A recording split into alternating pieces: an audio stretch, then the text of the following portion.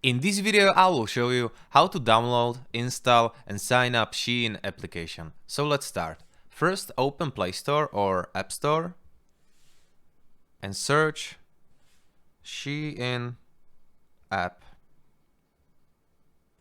Then click install. And after you install your application, just click on open.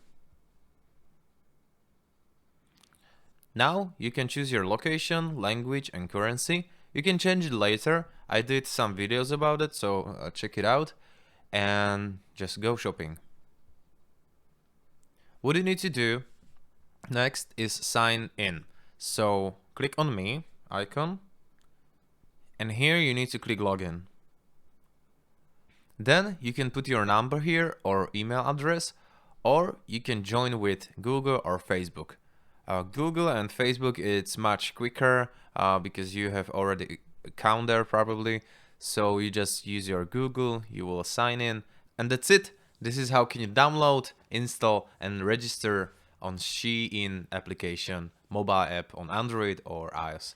Guys, thank you for watching. If this video was helpful, please hit the like button. If you want to support this channel, please subscribe and see you one click later. Goodbye.